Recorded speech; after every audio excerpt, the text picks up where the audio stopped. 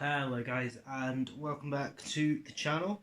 I say channel because this is actually going out on both the production channel and the actual Tartan Panda channel. As it relates, basically I have one thing to say about my writing and production side, and honestly didn't want to do it twice. So that's the reason that I'm doing this, just so I put that out there for anyone. So first little thing, I was planning on gaming this up, to be honest, as I also had my Area 11 t-shirt and actually my Iron Maiden Legacy of the Beast t-shirt ready, so I'd be wearing that with the Unit 6 on, but I thought, no, we won't game it too much. You know, gotta get those tags in. Anyway, so what this what this video is about, and you'll probably tell by the title. Oh, sorry, yeah. There, if you're watching this on your phone. There, if you're watching it on your computer, I guess. Some two different places, there you go. This is about the Percy Jackson stuff that I've been writing. And how it's been a bit of a struggle. Not for the writing side of it. The writing side's fine. It's really bloody hard to get in contact with people. Yeah. Without having somebody to actually do that for you, without having someone's big name to contact there. So basically, what this video is me kind of going through everything, you know, not completely step by step, but just kind of a genuine little overlay. So let's get into that. Okay, so obviously with the title and that, it makes more sense that I've decided that I'm going to be writing TV pilot, well, not just the pilot, I've done the rest of it, but basically a TV series adapting the Rick Riordan, Percy Jackson, Jason Grace, Carter and Sadie Kane, and perhaps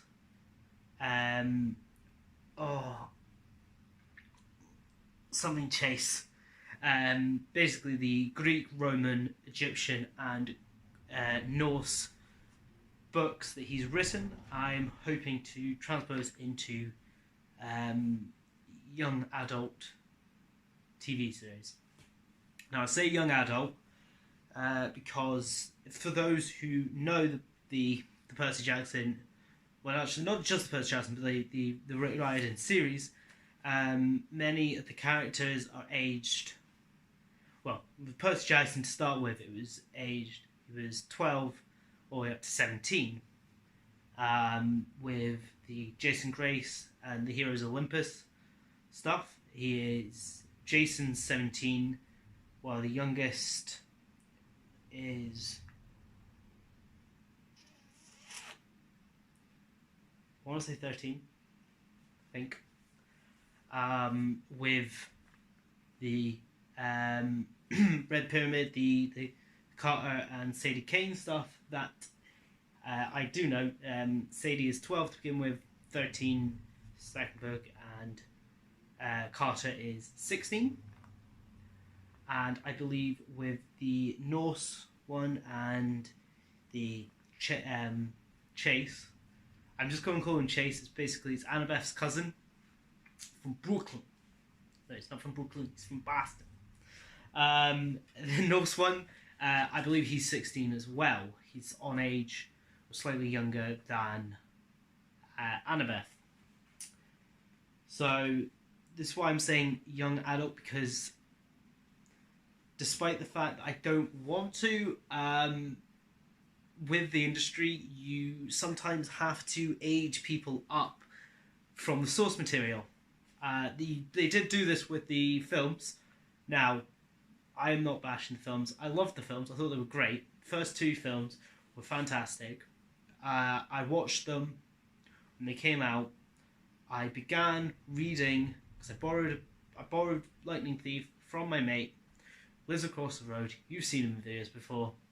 I borrowed Lightning Thief from him, tried to read it, but I'm not blaming my dyslexia, I'm blaming my lack of pushing. Basically, I didn't push to read when I was younger because I used my dyslexia as an excuse to not read. Basically, I couldn't be arsed reading, so I just went, I'm dyslexic, and basically pushed that away. Which I now regret because I love it now. I love these stories, I love scripting, I love writing now, and I kind of wish I had pushed myself to read a bit more. But anyway, I did that, and I was late to it, because basically I started reading, or tried reading The Lightning Thief when The Lightning Thief came out as the film. This was after the series had finished, obviously, and I think it was the... Oh, I've got them all here. I want to say it's it was either the House of Hades or the Mark of Athena had just came out as a book. It might have even been Blood of Olympus, actually. Can't remember. But basically, that's about the time when I started trying to read it, and couldn't. I'd failed in my task there, and I basically decided I'll try and find the audiobooks. But at this point, I didn't have anything to... I don't want to say free audiobooks, because it's not free. I do pay for it. But basically, I paid... my dad had Audible.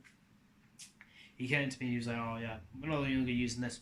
Is there anything on there you want? And at this point, I went, oh yeah, no, I'll stick Game of Thrones on. And I'll listen to the Game of Thrones stuff. And that basically paid for Audible for that. And then I went on to listening to all of the Rick Riordan stuff.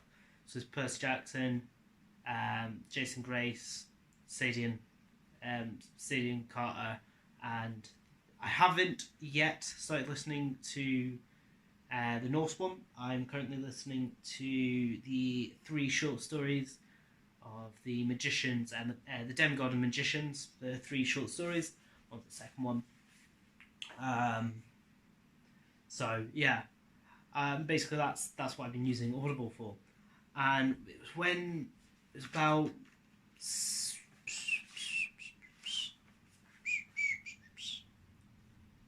maybe, I think I just finished listening to the Sea of Monsters. And basically the way my head works is that it's not just my head, it's the way that books work. Basically, you start creating characters, and you start looking, you visualize what they are by the way that it's described. I started doing this in my head, because basically I was listening to this while I was walking my dog. So I was going around woods and around the list and just listening to stuff. So I was doing like an hour and a half of this listening every time. Basically, I started building up each character and the way they looked, the way they acted, and I went, I could do this. I could transpose this into a film. And then I realised how much of the film was actually lost from the book. And I went, I kind of want to get everything from this book and try and do it, because you can. And I went, well, why don't I try and make a TV series? So I went, and this is an old maths jotter that I had. Yeah. This was like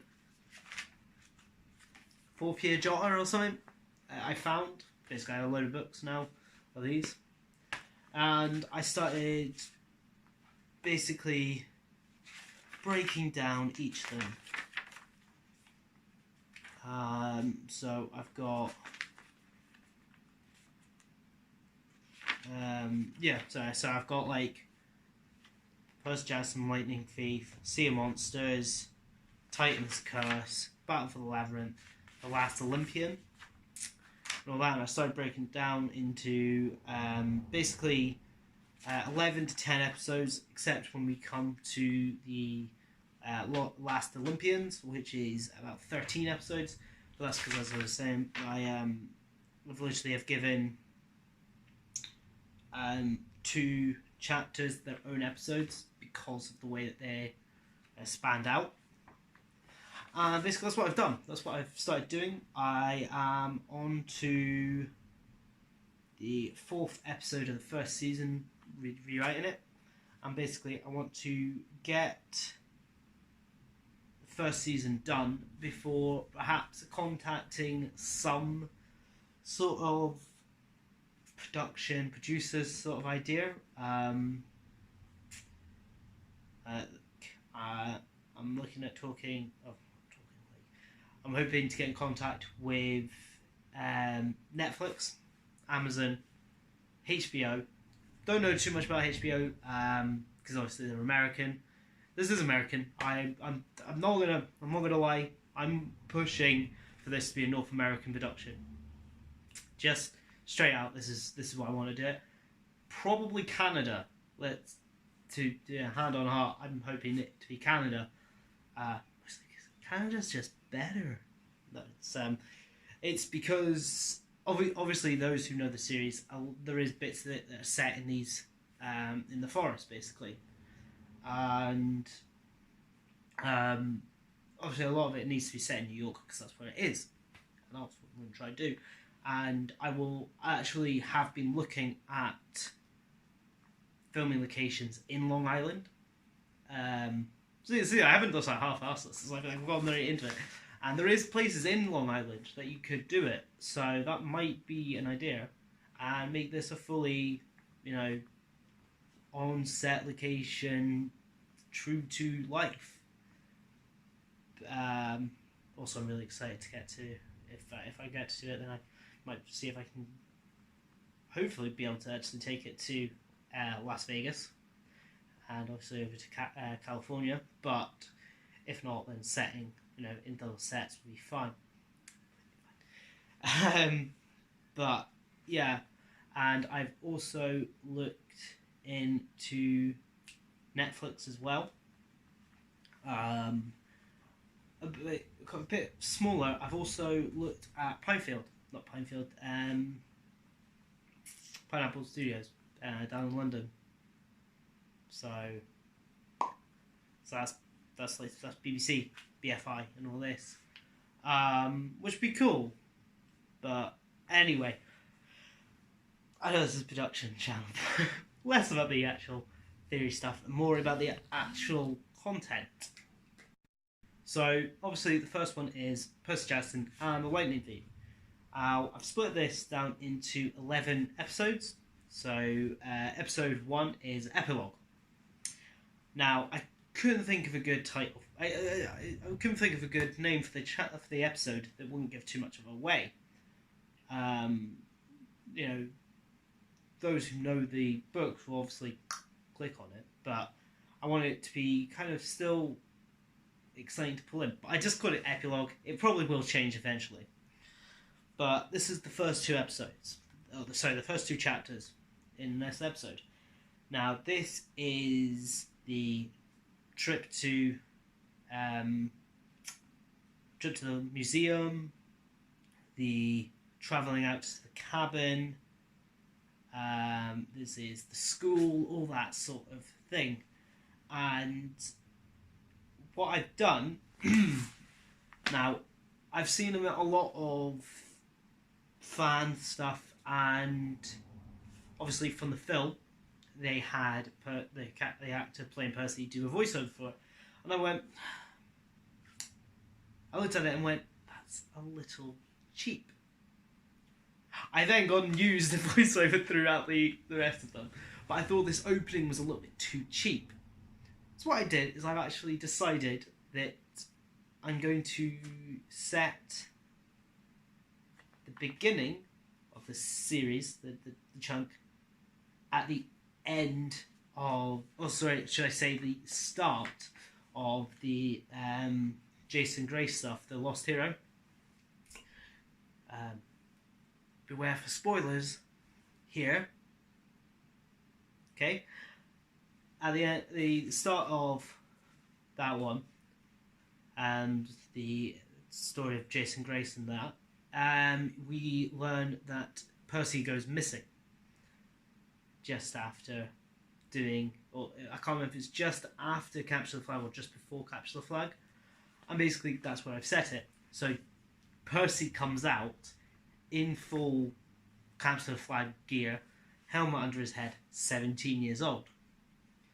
Now, I've yet to decide whether or not I will actually make him 17 or not, or slightly age the character up, but have him play, like basically have a 14-year-old playing a 12-year-old. I don't know, because obviously at that time voices break and whatnot, and I don't want that happening in the middle of the production, if you know what I mean. So there you go. But anyway, have him in full battle gear, talking away, and that's the opening. And you have the whole opening, and all that. Now I haven't left it on like to be continued, because the chapters do have a natural end to them, which is awesome, and it's why I am loving Ricky Riordan's writing. So basically, the second episode is called Camp Half-Blood. Now this is when we first meet, or we first enter Camp Half-Blood. You know, this is Half-Blood Hill, this is the fight in the Cadillac, the fight with the Minotaur, and Bush. We then go on to episode 3, which I've nicely titled Toilet Bowl Rumble.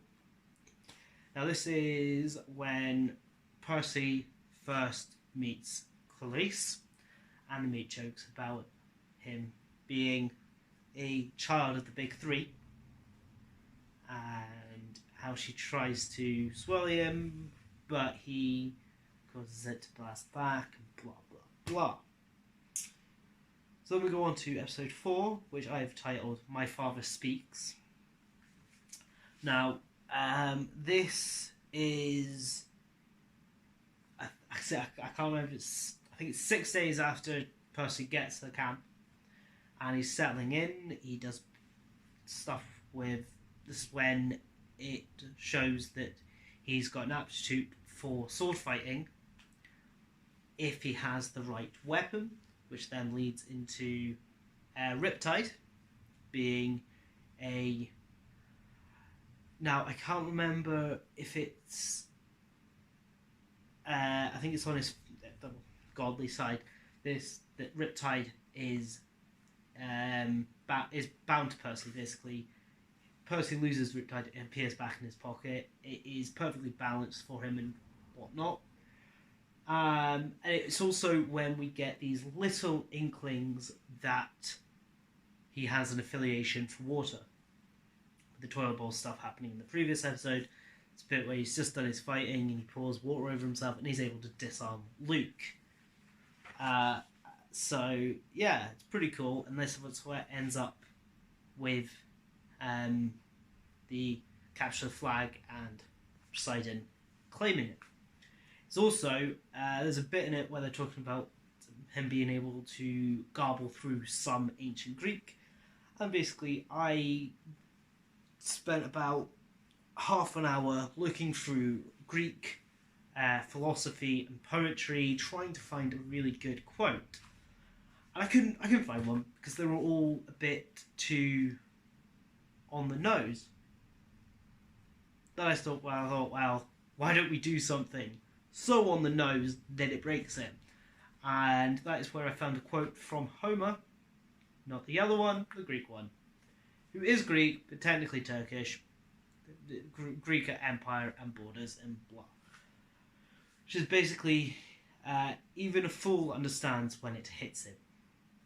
Which I think is great, and I kind of I'm wanting that as a tattoo.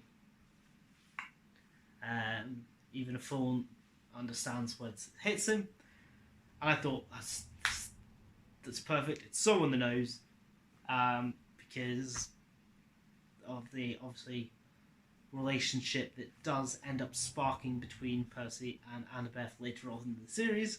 And I thought it was a pretty cool one. So that's what I went with. And then it finishes off with obviously the capture the flag. Percy gets... I can't remember how it happens. I think Luke tells Annabeth to push him into the water. Because basically Clarice attacks her with her magical spear, which is electrified. He gets basically shredded up. And he gets pushed into the water. Water heals him, because that's the perk of being a son of Poseidon. And then the trident appears above him. We then move on to episode 5, which I've called Greyhound Journey. Mainly because there's about maybe 2 pages that they're travelling on a Greyhound bus, which is a bus service. I believe it's American bus service, but it might be a New England, 13 colony-esque ones. I know that they have them in New York and Boston, and New Hampshire, because I saw quite a lot of them when we were over there. But it's a bus service over in the States, and basically this felt like two pages on this bus, and I was like, yeah, that's obscure enough, because it's in this bit where they end up in the grasps of Medusa. But they don't you don't realise she is Medusa at the time, so I couldn't really make a Medusa-esque title. But basically, they're on the bus. The kindly ones, or the harpies. No, not harpies. Furies. Still Y's in there. Basically, the Furies attack, and I can't remember, but I'm pretty sure there's something about underwear in that. Can't really remember. I haven't written this bit yet. Haven't done this bit yet. I've only up to episode 4 of it, so the rest is just off memory. Basically, yeah, do all that. They escape the bus, and this thing. It's also in this where Percy ends up going to the Oracle, and the Oracle gives them their... Sorry, I should probably have started with the Oracle bit, shouldn't I? I basically started describing why the reason behind the title was. Basically, they go to the Oracle of Delphi spits out the green must. I don't know. It's not really mist, because it's described as thick mist, which would often be known as fog. But is it fog? It's not really, and it's not really smoke, is it? So it's all these weird things. So yeah, it's like smoggy, foggy, misty thing. Yeah, basically pulls out this hippie mummy, who actually, despite looking like a hippie, actually from the 60s. It's just when she died. That's explained in the later episodes. That's described later in the books. So yeah, did part 2 there. But anyway, so they do that and they get given the mission. Now, really wish I'd got the written down the Oracle's state thing. But basically they get this and they're on their journey, and then they end up being crashed. And blah blah blah. So this is the first time that Annabeth, Grover and Percy are out in the real world. And all that. Then we move on to episode 6, which I've amply called Don't Look Into Her Eyes, because this is the first bit we actually detail Medusa. You see Medusa in her shop, and I said this before, I have got actors in mind. Medusa's, I have got one in mind, but I don't know. This thing that I'll probably leave that up to an actual casting person. But Medusa is Middle Eastern. The way that she is described in the book, and just the way that the actual guy that was doing it all described it and spoke it. I'm politely placing it out. I want her to be of Middle Eastern descent. Also, the fact that she is actually Middle Eastern in the actual laws, as I think Medusa is originally from central Turkey in the actual lawing of it. Subsiding to that, there is actually an amazing statue that was made about 11 years ago, which pushes the whole law on its head, and it's actually a statue of Medusa holding Percy's head by the side and a knife in her hand. It looks fucking awesome. But yeah, this is the whole thing where in this episode, throughout the series, it's going to be quite hard on the actors because there's a lot that you have to describe, but this one's going to be particularly bad because the three people that are in her clasps are actually people who she generally despises. She despises any child of Athena because Athena is the person who kind of did this whole thing to her. In the law, obviously, Medusa basically dissed. I can't remember if it was both Athena and Aphrodite, or just Aphrodite. But basically, that's why this whole thing came about. She basically thought that she was smarter and more beautiful than the goddesses, and they took her revenge. Blah blah. So she doesn't like children of Athena. She doesn't like satyrs because they are servants to demigods, or so she thought. Because Dionysus is one of the first and only demigods to become a god. So who he does control all the little satyrs, and she also has Percy. Now, it's a strange sort of chemistry that they have because obviously it was a Perseus that killed her the first time round, and that's basically this whole weird thing. So it's going to be quite difficult on the actors to try and portray all these things, but I have confidence in them. Mainly because, like, as a writer-actor myself, I know this. I don't know this sort of thing. But yeah, it's going to be quite fun, I think. I think the entire series is going to be fun to do, not only produce, but also to get out there. So the next one, sorry, dog's at the door, is going for a high dive. Now, this one is going to be great. So, unlike the sea monsters, where it's, well, not just sea monsters, but like, with this series, they do go around the country quite often, and it's quite entertaining. But with this one, it's really good, because basically we get to see a lot of these memorable and, world famous buildings. So obviously start off with going, and you're in New York, so New York skyline, Empire State Building, Statue of Liberty, Brooklyn, Red Hook, all this sort of areas. That's where I'm, because it's not really stated where Percy's apartment is, so I'm perhaps thinking of placing it in Red Hook, because of the way that Gabe, I want to say it's Gabriani, is described. He's described as this greasy sleazeball, basically Italian American sort of character.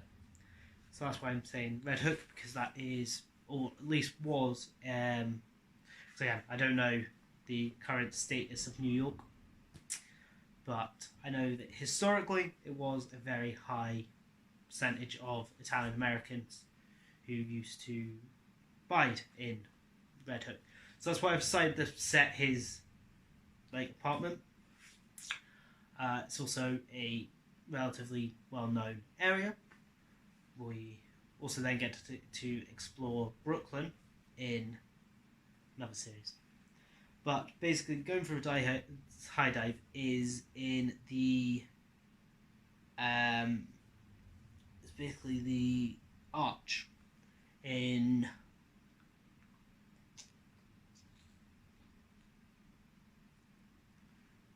I want to say Louisiana. I don't think it is. It's not. One of the southern states. It's in the capital of the southern state, and it's a marvel. And Annabeth loves the whole idea, and they've got time, so they go in to explore it, which is very unhappy for Grover because he's obviously a satyr, and satyrs don't like being underground because the underground smells like monsters, which is the perfect way of hiding monsters. But they end up going in there, and Annabeth, Grover, and Percy get separated. Percy stays at the top with this larger lady and her pet dog, who turns out to be a hydra. No, not a hydra. Like lion, snake, and all that. One of those creatures which breathes fire. And basically, he has a fight at the top of this tower, top of this arch, with this woman, while there's mortals there. And the way that I'll explain all this, but I haven't actually explained the basis of it. If you don't know, Greek gods exist, or gods exist, and they sometimes have children with mortals. They're demigods. There's a thin layer of mist that magical protection, magical barrier protects mortals from the real threats. So if you're running around with a sword, it can be like a bat or a cane or something like that. So basically, they're at the top of this tower having a fight. It looks like a young man beating a dog with a stick, is what this basically is, and this dog trying to attack a young boy, and he's just trying to beat it with a stick. That's basically what this looks like to the mortals. But in the whole thing of it, it's actually Percy fighting this big monster with a sword, with Riptide, which is a I was going to say a half-assed sword, half-brought sword. This is a standard Greek foot-soldiered weapon. It's slightly... I can't remember if it's slightly longer than a gladius or slightly thinner than a gladius. It's basically... a gladius is a Roman sword. It's a standard short sword. It's chunky. Very good at... It's good at breaking, but not very good at stabbing. And Percy's sword is kind of an all-rounder. It's got like a nice clean rounded edge, so it slices through stuff, but it can also be used as a pokey stick. Pokey sword. Yeah, sticking on with the sharp end. All this. But basically the floor gets blown out. It's like a... This is an annoying thing. I've basically had to try and translate height, like measurements from American to British, so I know that it sounds right, and then leaving it back into American. It's been great. This mixing up of imperial metric it's been so fun. Basically, he falls a very high distance. I want to say 50 foot, but I don't think that's very high. Well, it's obviously high. You know, it's like 10 of me, almost. Just under 10 of me. So, yeah. But basically, he does his high drive into the Mississippi, the Louisiana River. This is why I want to say it is Louisiana, Mississippi area, but I don't think it is. Basically, he falls into the river and is unsure whether or not he can actually breathe, because while being a son of Poseidon, he can breathe underwater. That's salt water. But he can, because the river naiads save him and all this. And the river spirits. But humans being humans, we've polluted a lot of the rivers. Well, rivers are shit now. Especially in Venice, where it's literally shit. But anyway, he gets saved, he pulls himself out, and all this, and there's a lot of gas explosions and gas leaks, which are used to describe what these godly activities go on like. Apparently, there's a lot of gas activity in America. I mean, their president has a lot of hot air, so... Ooh, political. Anyway, he gets out, and... yeah, ends up meeting back up with Grover and Annabeth, and they leave. So the next episode is called Waterworld with Love. This is a play on From Russia with Love, which is a James Bond thing. And not for any real reason, as I kind of wanted to get a James Bond reference in there. So it would be fun. But also, there is a certain character that turns up. Ares, god of war, flaming eyes, blah blah blah, who comes in the description of a biker. Big, broody, leather jacket, blah blah blah. And he basically sends them to a water world, a water park, which has a love ride. So I kind of went and pushed all that and kind of tried to get a fun little play on words from that, and that's what I came up with from Water World with Love. Yeah. So basically, they end up in this water world on this love ride, which is actually a trap set by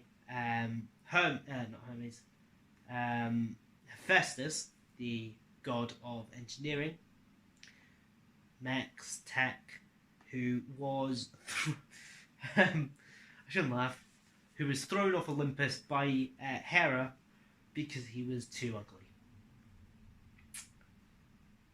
Yeah. Basically, a theme in this series is Hera is a bitch to everyone that is not perfect.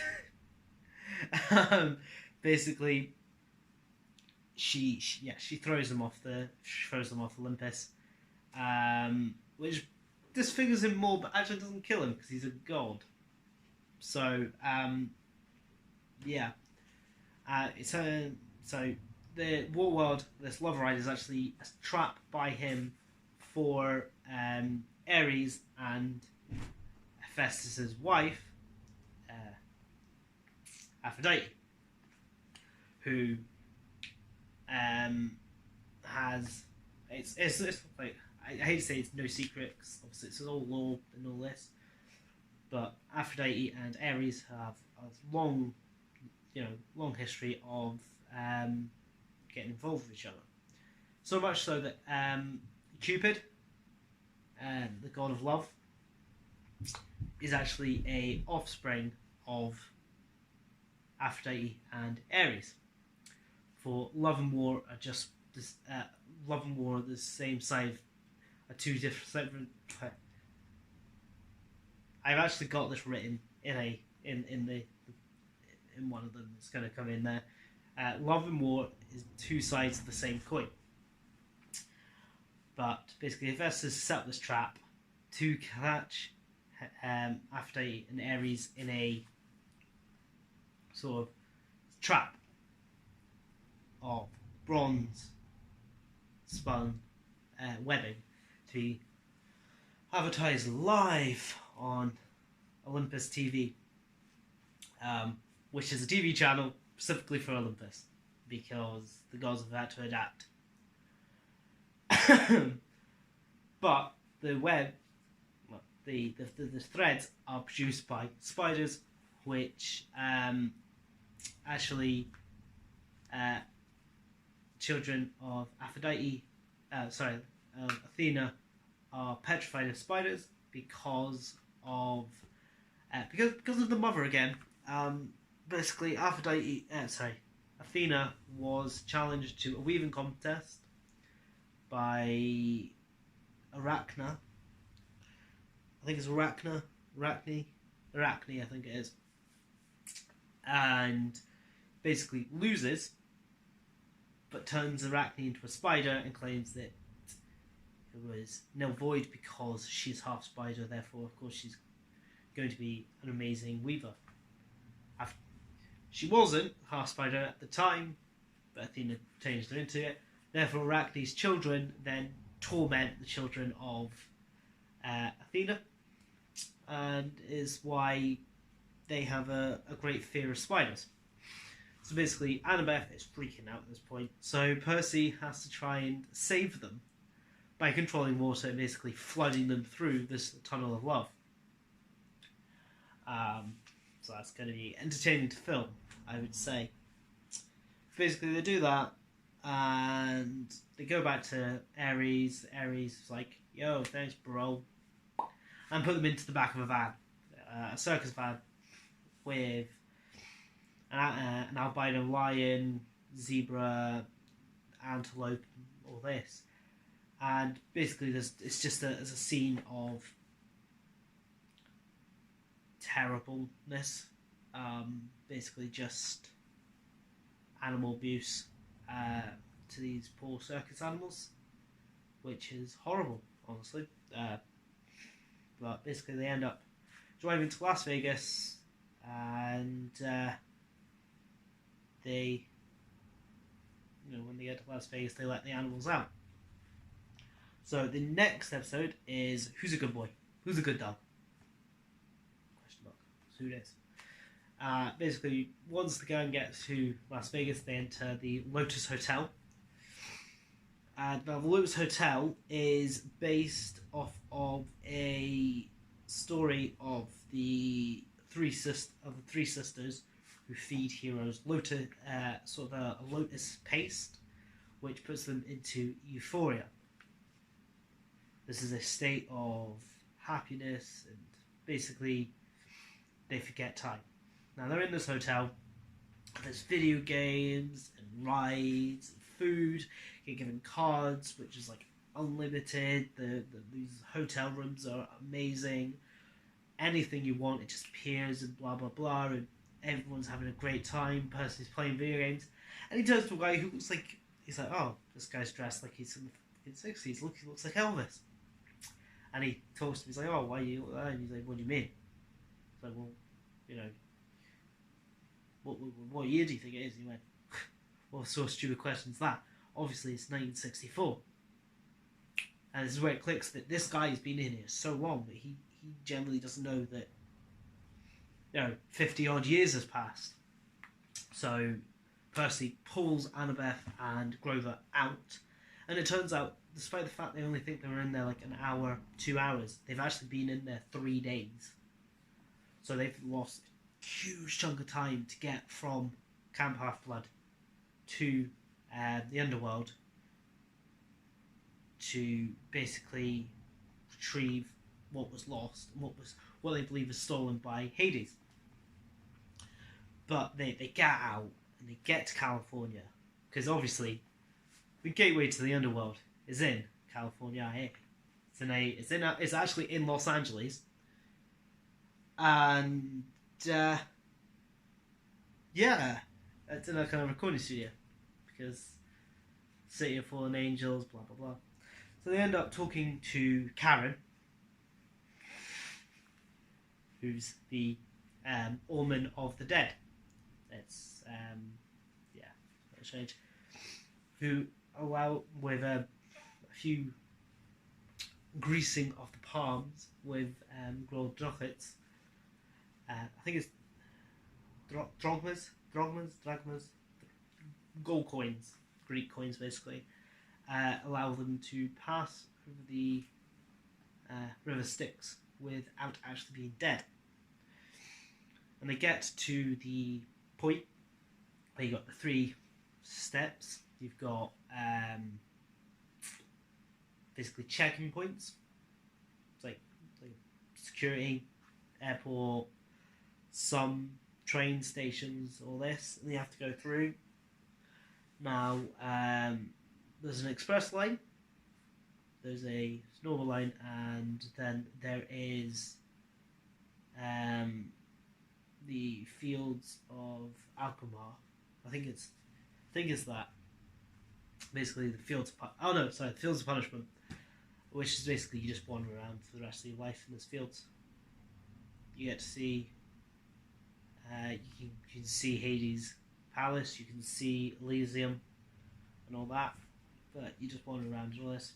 Basically, they managed to get to the front, where it is guarded by the three-headed dog. Basically, Annabeth gets to trains him with a ball. Basically, plays with the dog. Plays with a big three-headed dog, and all this. And then, in this whole thing, you get shot right in the heart because you realise that he's going to be waiting for her to carry on playing with him, and it's really sad, and it makes you want to go home, hug your dog, and never let it go. But yeah, so do that. They go to Hades, and they're like, Hades, give back the bolt.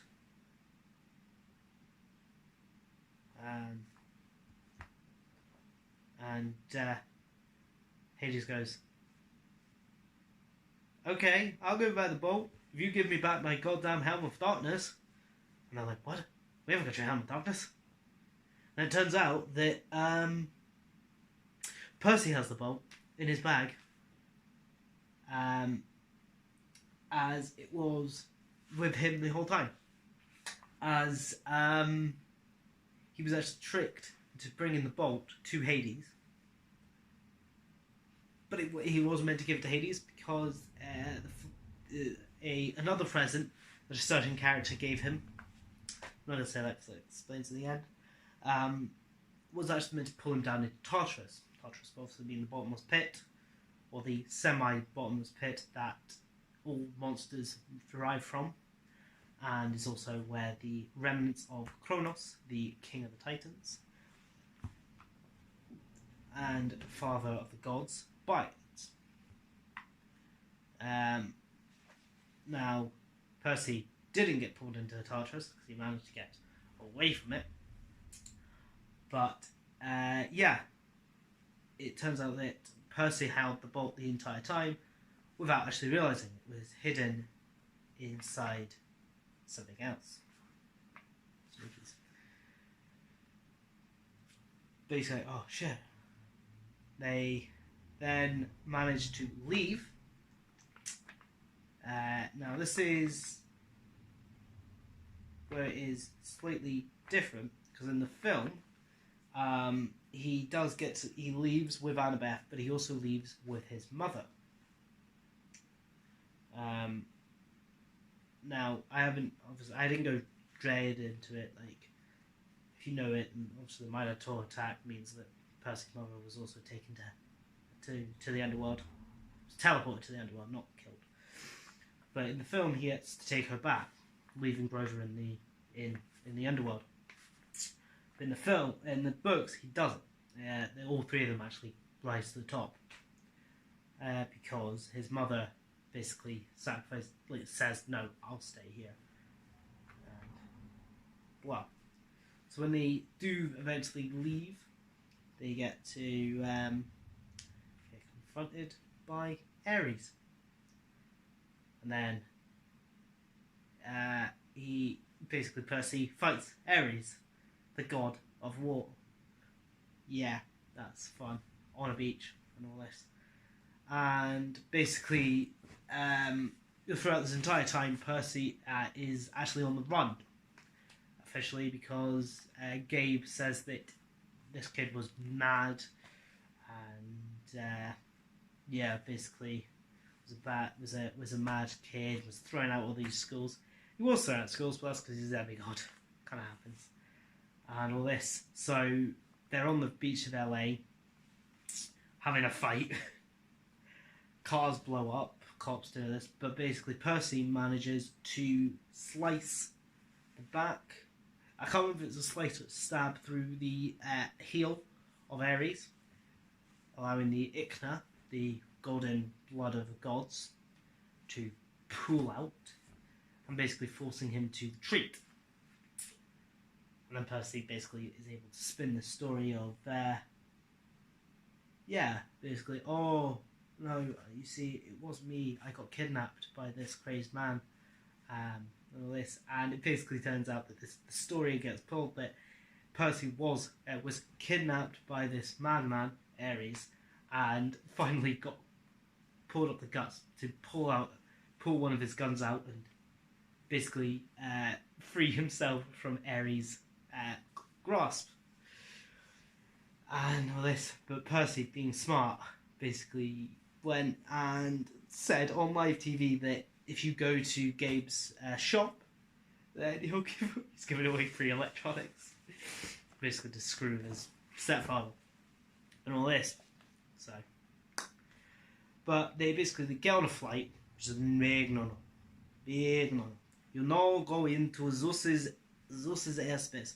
Basically, Zeus is obviously the god of the air, and it's dangerous for demigods to fly, especially ones such as Percy, who are of the big three. They're very powerful, and it's in Zeus's realm and all this. And Zeus could strike them down, but they don't. They get into JFK. I think it's JFK International Airport. Might be wrong. That might actually be a train station. I can't remember. But they get there and they go back. That's cool. Now that is.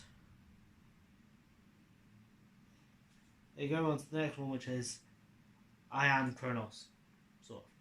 Basically, they get back. They go to Mount Olympus. They place the helm down. They place down the bolt. They explain it all. And Zeus goes, "Well, it's a bit of a bullshit story, isn't it? It's a bit of a bullshit, a little bit of bullshit, mate. But all right, I'll let you have that." And he goes, "Okay, well, I'll let you have that."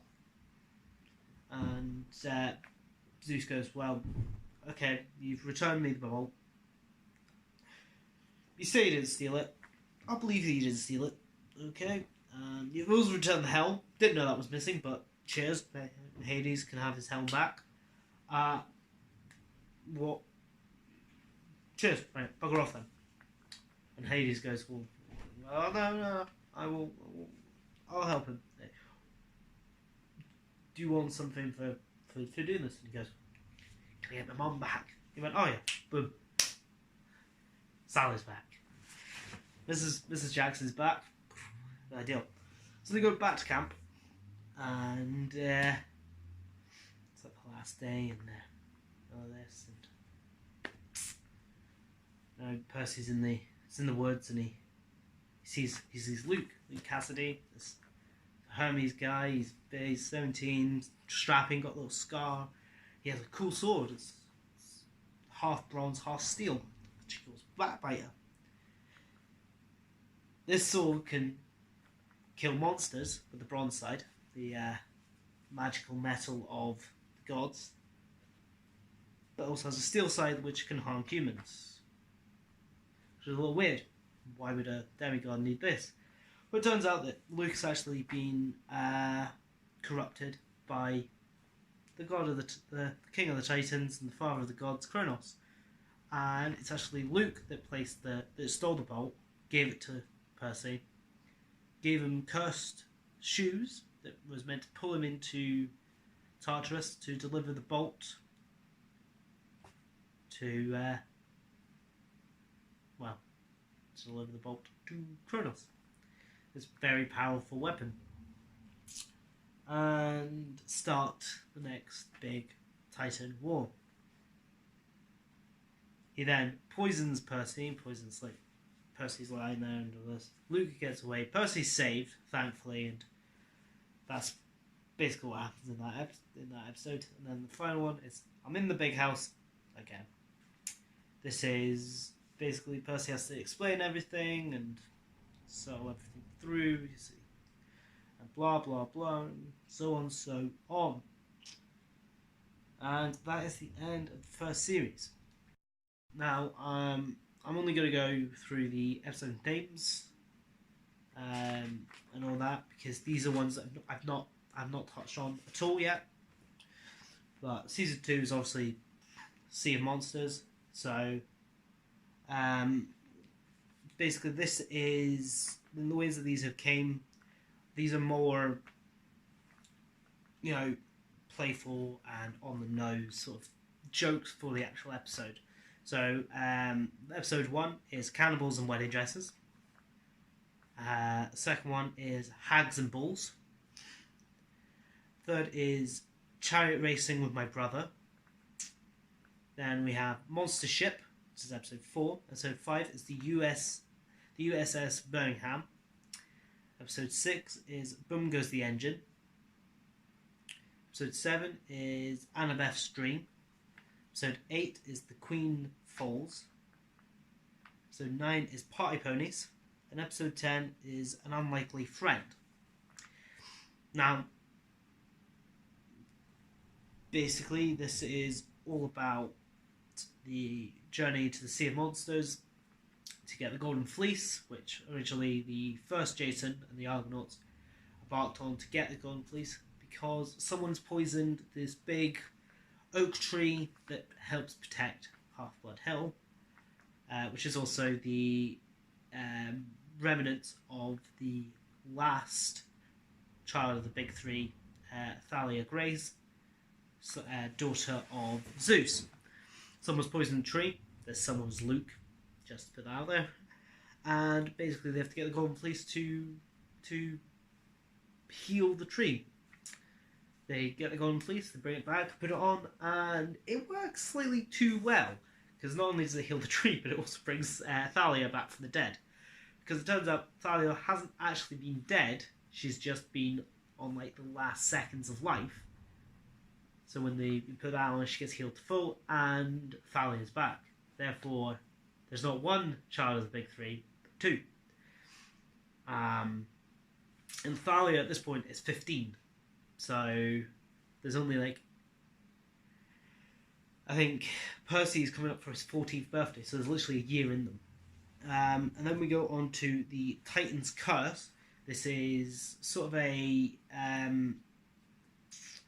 this is when we open up, because basically there's a statement in, I can't remember if it's Sea of Monsters or The Lightning Thief, where Annabeth goes, I had a friend, it was Luke, myself and Thalia.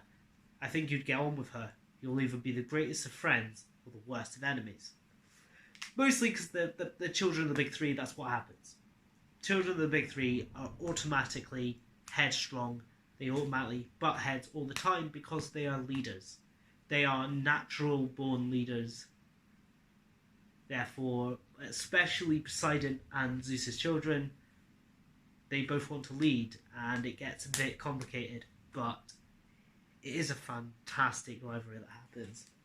So basically, the third season is the Titan's Curse. So we have Adventures to the Military School, Apollo's Chariot, A Phone Call to My Brother, An Adventure I Am Not, Fun in DC, A Train Cross Country, A Friend Passes, A Fight in California, Percy Holds the World, Party in Olympus. So basically, Thalia, Percy, and Grover go to a military school. They find 2 kids who are gods, but they don't know who they are. Like they can't seem to pass any presents, but they're strong. They go there and they save these 2 kids. A girl and a boy. The D'Angelos. But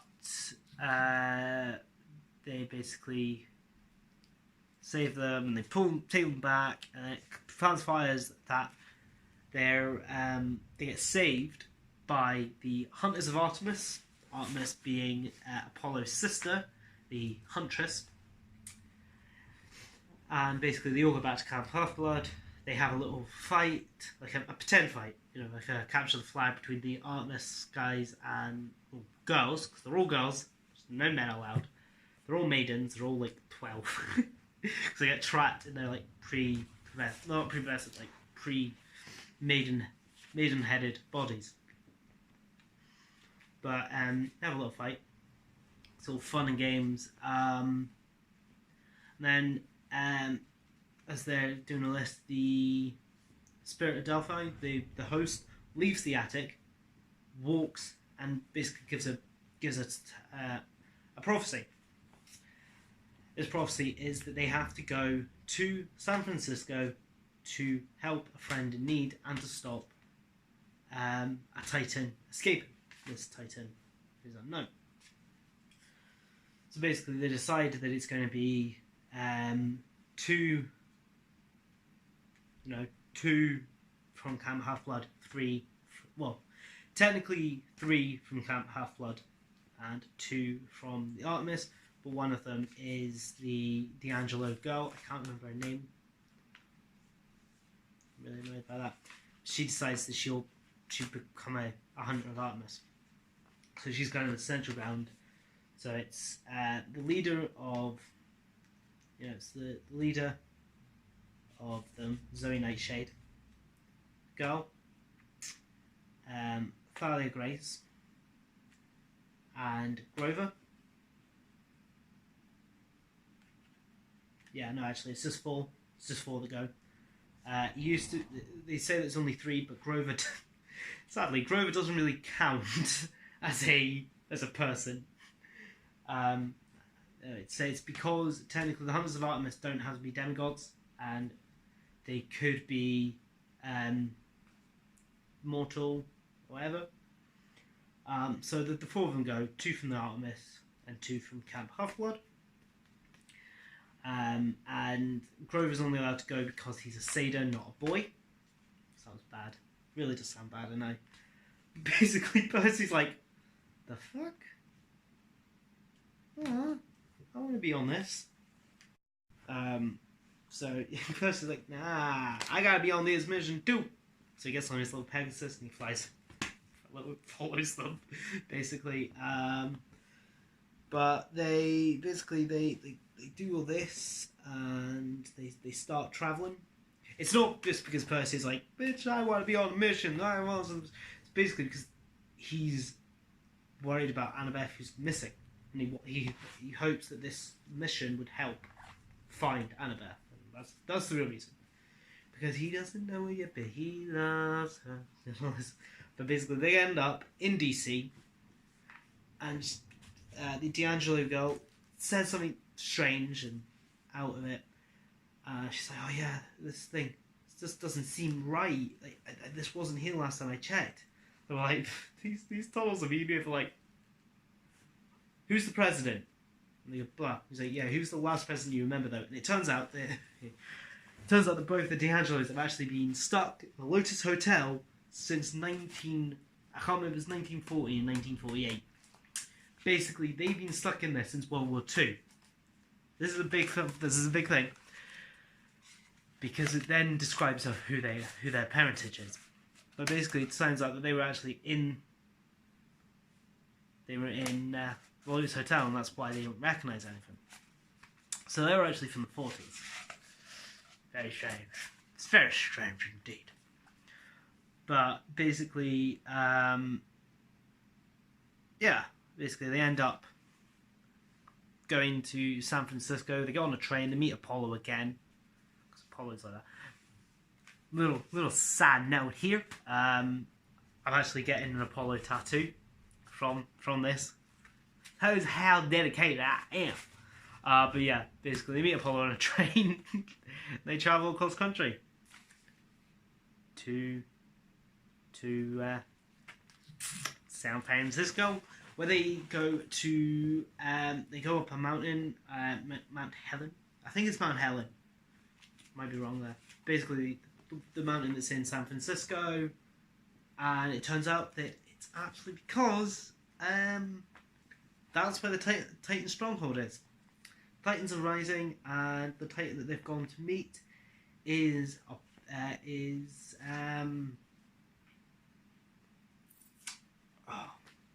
name? Basically, the Titan that holds up the world. and he's tricked Annabeth into holding the world instead. But they get there, and it's not Annabeth that's holding the world. No, it's actually Athena. Not Athena. Artemis. As Annabeth is lying there weak because she's basically had to hold up the world. The strain of the world and all this, and blah blah blah. And Percy goes in, holds up the world before tricking the guy into holding the world again. But along the line, we actually discover that Zoe Nightshade, the reason that she can't be detected by monsters is because she's a god, technically speaking, as she is the daughter of the titan that's holding the world up. She sacrifices herself to basically make sure that her father goes back in. She has a problem with... She joined the Artemis troop because she has a problem with demigods, because she fell in love with a demigod who turns out to be a son of Poseidon, which is why she has a big issue with Percy, because basically all the sons of Poseidon have the same sort of look: green eyes, black hair, and basically all she can see is this god. Now, I want to say it's Theseus. Yeah, I want to say it's Theseus that's the demigod. I can't remember. Basically, it's she and her sisters lived in a place, like a mountain place, with the golden apples and a dragon that protects it and all this. And that they go back and they explain this all to the Olympians and what's all happening. So then we have, it goes on to season 4, which is Battle of... Oh, actually, yeah. They go back to Camp Half-Blood, and basically Percy has to explain to Nico D'Angelo that he couldn't save Bianca D'Angelo, there you go. He couldn't save Bianca. Bianca sacrificed herself to save everyone else. A very honourable thing. Basically, Percy has to tell Nico that he couldn't save Bianca, and Nico gets sad, is very angry by this, and basically he gets really angry and blah blah blah, and opens up a crater, a chalice, not chalice, like a sinkhole, sort of like chasm, that's it, to that pulls in these 3 undead that are coming towards them. And we find out that Nico is a child of Hades back in the 1940s. It also finds out that he didn't do that just to save himself, but also because he has a little crush on somebody at the camp who was going to get attacked by them. So then we move on to the Battle of the Labyrinth. Now this is the Underworld Cause. Now this is actually... this is when Percy is back at Camp Half-Blood. He's in his cabin. The little scene pool, which allows conversations. You pay the goddess of rainbows to transfer messages for you. But it also turns out that you can do sort of like direct... Is it direct calls? When you basically punch in and you have to accept charges for it? Yeah, anyway. And someone's been doing that to Percy's cabin. So Percy turns it in, and basically he sees Nico in the underworld. Now, Nico being son of the god of the underworld, he has certain abilities. He also has one of the greatest things I've ever seen, which is a Stygian steel blade, which is basically equivalent is an obsidian blade. Now, this is a question that many people been asking. Yeah, basically, Stygian steel is steel forged with the water from the river Styx. And it's also something that people have gone, is it possible to make a pure black sword? The answer is yes, yeah, it is very nice looking. Anyway, then he says all this, and they're like, okay, well, cool, fair enough, whatever. And then they meet the new battle master, training in swords and whatnot, and he's pretty cool. I mean, he's also Australian. Doesn't say he's Australian in the book, but he's Australian now. He's either going to be Australian or fucking South African. I haven't decided yet, but that is what I'm pushing for. It's already out there. That is the character. But anyway, he does that and they explain everything, and so cool. And they train with scorpions, fire scorpions. These big angry fuckers in boxes. They're in boxes. And he's like, yeah, it's because I've got somebody. It's because they could see me blend. That's why I want him as a South African or an Australian, because I think it would be fucking amazing. Also, you can see I've just lost my professionalism on this channel. We'll go back to that, it's fine. Basically, he does all this, and then they do sort of like a pair fight. So basically, there's golden laurels hidden in silk bags on these creatures in the woods. And they go and do it, and basically, Percy and Beth are doing it together, and they go ahead and blah blah blah. But then they fall down a little crevice into sort of a structure, like a maze or a labyrinth. Like, oh, cool. And they actually get out, and they're in the labyrinth for about a few minutes. And they manage to get out. But in real life, like in our world, they're actually in there for 3 hours. So it's a bit like the Lotus Hotel, in that time goes slightly differently in the labyrinth than it does on the real world. And basically, they explain it, and they're like, that's the labyrinth. Shit, that's the labyrinth. And in that, they go, well, someone needs to explore this labyrinth. Because if Luke is really trying to raise Thanos, I would have changed the whole thing. Thanos! Dead. No, if they're really trying to raise Kronos, then basically, it came back to them that they're going to attack the camp. And demigods have been going across to Luke's side and fighting for Kronos. And now these are kids of some of the minor gods, such as Janus, Nyx. There is children of Nyx, it's really weird. Nyx is the little statue that sits on Athena's hand, the goddess of victory. It's brilliant. Yeah, so like Janus, Nyx, I'm trying to think of ones like goddess of revenge. Even like yeah, basically all like the minor gods and goddesses that don't really get honoured enough. They're all literally the kids that are forgotten because their golden parents don't see any need in saying that they're theirs, because the minor goddesses and gods don't. And all this, so it just pushes it. They all go across to Luke's side, and they're worried that they are going to attack the camp through the labyrinth. So they're looking for Avenathi's string. Avenatti, that's not how you say her name. It's obviously the person that helped the original Percy, the one that fought the Minotaur firsthand, to get through the maze. So they decide to go in there. There's so many people that go in there. Also, Percy's wanting to save Nico because he feels kind of responsible for the way that Nico's gone.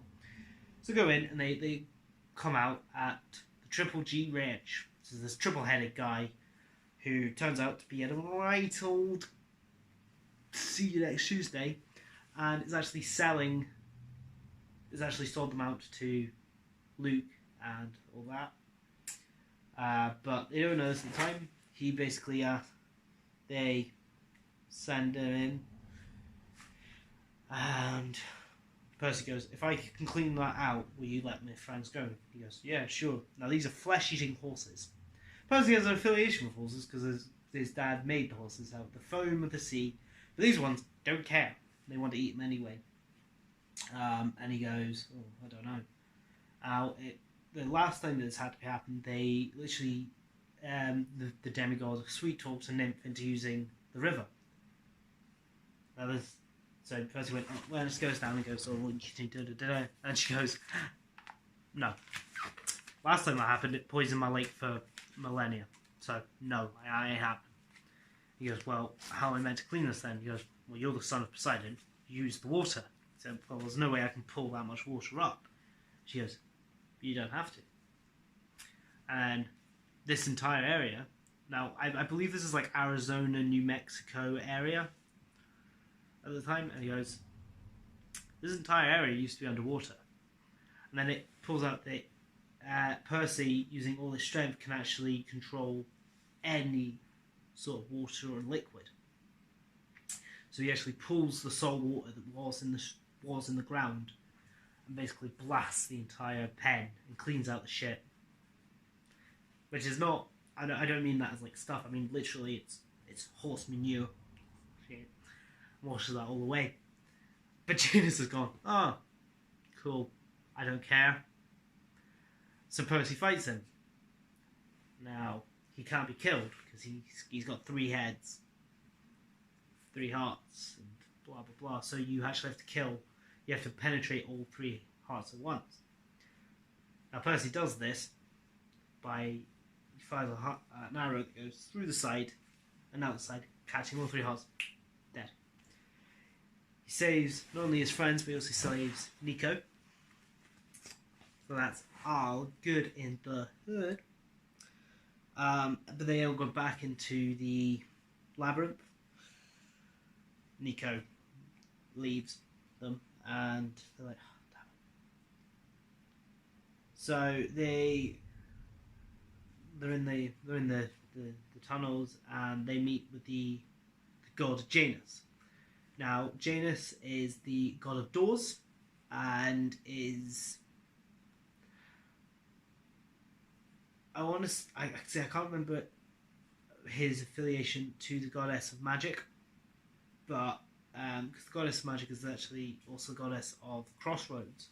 But Janus is the god of doors and of, like, choice. And he has 2 heads. He's a 2-headed coin and all that, and one side, blah blah blah. But he gets chased away by the goddess of magic, who basically says that he's been doing this. He's actually on the side of Kronos, saying it's not only demigods that have gone sides, it's also gods as well. But they do all this, and they move through and blah blah blah. Then you go on to episode 4, which is Tyson meets his hero. Now Tyson is a Cyclops, big guy, and during the first Titan War, the Cyclops and their brethren, the 100-handed ones, who's a big guy with many hands and multiple faces and blah blah blah, fought against the Titans, and basically their brethren, it's the many-handed ones and the giants and all this, who were expected to fight on the side of the Titans, but didn't. They fought on the side of the gods, as they were then thought, "Oh yeah, we'll be freed." And they were, but many of them were pulled. But it's because many of them were locked away, because they were the precursor to the Titans, and they were locked away because they were not needed. And that's why they fought on the side of the gods. So that's all cool. They meet them in San Francisco, in I was going to say Arkansas, the prison in San Francisco, which my parents are going to. annoyingly. I wish I was going as well, but alas. And all this. So, yeah, there you go. And it's guarded by this weird, like, many-legged, katana-wielding, poison-spitting, half-dragon lady. Basically the goddess of monsters. Yeah, that's cool. Then they, like, get the many-handed one. The many-handed one goes, I don't want to do this. And Tyson basically stays with them and, like, shit.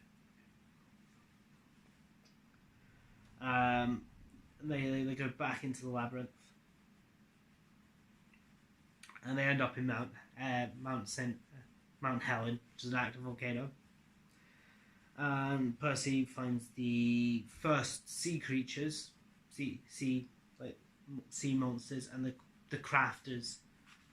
Basically, basically the creatures that were there before the Cyclops took over. And he basically discovers that he is fireproof. But he basically uses his ability to explode the mountain and killing all these creatures and blasting himself away, and he disappears. And all that.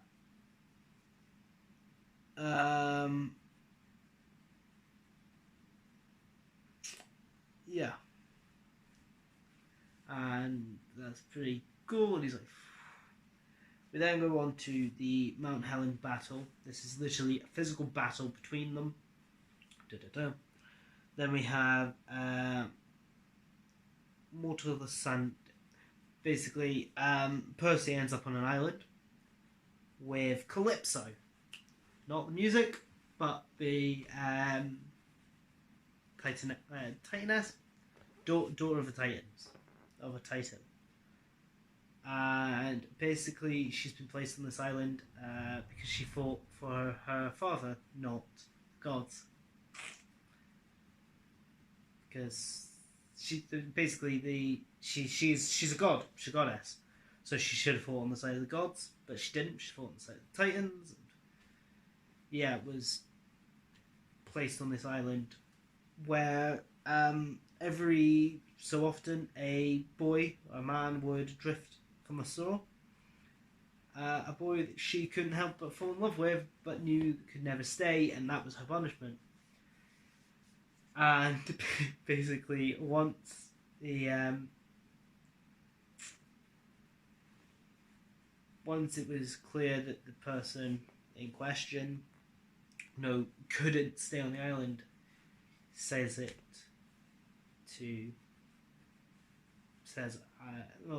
can't stay on this island, and a Wrath appears, but that's only once she falls in love with them. And he basically drifts back to shore, where it turns out they think that Half-Blood think he's dead. He appears, and I guess Annabeth gets really pissy with him. And all this, and basically what comes to it, they discovered that it's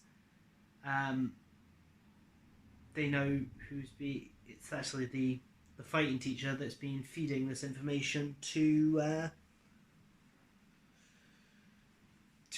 Luke, and they go in to confront him, and they do.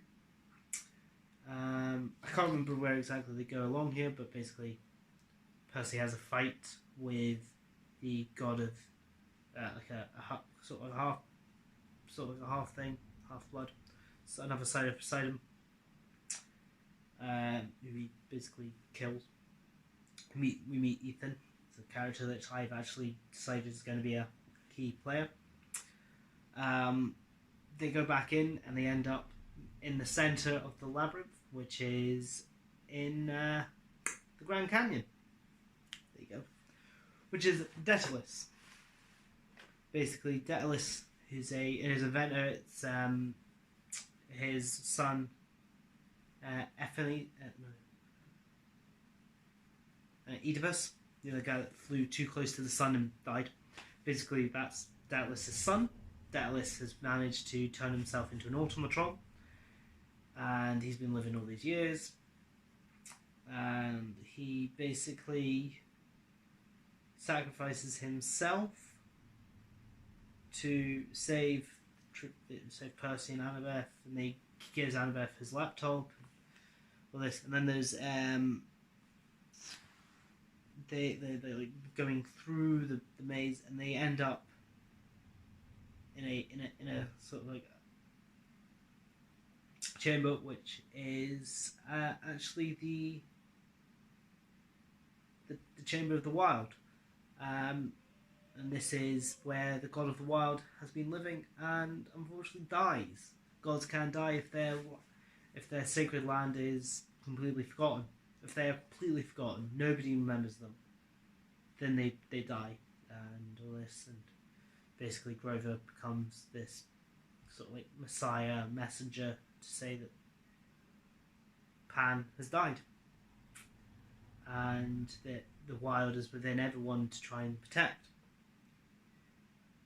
So then they end up going back to Camp Half-Blood, fighting the hordes of monsters that are coming out of the labyrinth, beat them back, and that's the end of it. People have died. It's a big, send off, burning of the shrouds, and kind of builds up this whole idea that there's going to be a lot of death to come.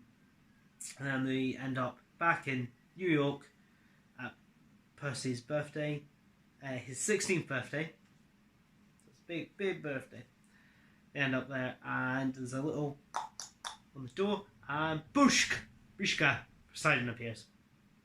Poseidon appears, and he's like, "Hi, son, I'm your dad."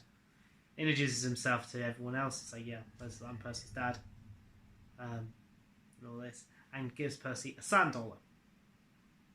This becomes very important, and that's the end of that series. And then the final one is obviously the Last of the Olympians. Now this is the Pegasus, and now this is literally going to be going through it. Pegasus and the Prius, the great prophecy revealed. I drove my dog into a tree. Take a cold bath. Campers go to Olympus. The battle begins. The big blue piece guard. Battle of Central Park. Battle of Central Park 2. Ares rises. Hero redemption. Olympus hasn't fallen. All's well that ends well. Basically, it's literally this fight against Luke has ramped up. It turns out that Luke has ended up bathing in the Styx and is now invulnerable to a certain point, like Achilles. Percy goes into the underworld, and basically Bush does the exact same thing. He's immortal, bar from a small point in his back. It's also at this point where he realizes that he's in love with Annabeth. It's kind of fucking clear from the rest of it, but alas, the small little square in his back is the point that keeps him anchored to life and the thought of Annabeth. He basically says that Kronos is going to attack Olympus, going to try and attack Olympus. And all this. So they all go to Olympus to protect that, while the gods are trying to stop a certain creature from getting. Basically the big monster, smoke monster, which is basically a hurricane that's crossing the country. The gods are trying to fight that, so it's up to the demigods to protect Olympus. The battle begins. Basically everyone goes to sleep, and there's a big fight. Then Prometheus comes to say, basically, give up Olympus and you'll be fine. Game, Kronos, I will personally say that you will not die. All your demigod friends, you can all survive if you just give up Olympus. Basically they go, nope. So the Battle of Central Park begins. This is a big battle. This is a full-on battle. Slightly bigger than the first one. And then that's why it's basically the Battle of Central Park and the Battle of Central Park Part 2 is chapter 14 and 15, and I've given them their own episode.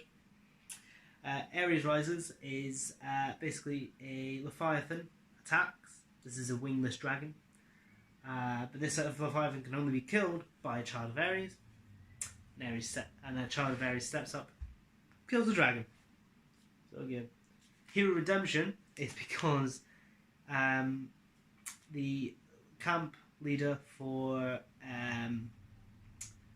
Aphrodite's cabin has actually been feeding information to Luke via a charm bracelet, because she basically was taken in by Luke's charm. And this is her redemption story, is that she actually wears the helmet of Ares to fight this big dragon and dies. Basically, everyone knows this story, but they also know that she tried to redeem herself. Olympus hasn't fallen. Basically, Olympus doesn't fall. They end up pushing Kronos back. Luke comes back through and basically goes, "This is where you need to stab me. You need to kill me, Percy." Percy can't do it. Annabeth ends up doing it. So she's really fucking gutted by this. And basically Percy is congratulated. He's like, "Those who goes to the earth, you've done more than any demigod. I will give you immortality and make you a god." And Percy goes, "Nope." Zeus gets really pissed. He's like, "What do you mean? Why you deny me?" And Percy goes, I don't want to become a god. There's so much more that I want to do here." Basically, Annabeth. Like, he wants to live his life with Annabeth. And he goes, "But what you can do is you can honour every god. I will do this at Camp Half-Blood. I will build cabins for every single god for their children, no matter how minor. But you have to make sure that you honour every god and goddess, and that every god and goddess accepts who their child is. No child will be left unknown." And they go, "Okay, we'll do that." And then all's well that ends well. It's basically everyone goes back to Camp Half-Blood. And yeah, so there's a tie-in. We do have, obviously, the Jason Grace stuff, but that is far in the future. Basically, that's only going to happen if I can get the rest of it all done. But anyway, this has been a hecka long video, but I hope you guys enjoyed. If you have, feel free to give it a like, share it around, and if you haven't already and you do fancy on it, why not hit the subscribe button?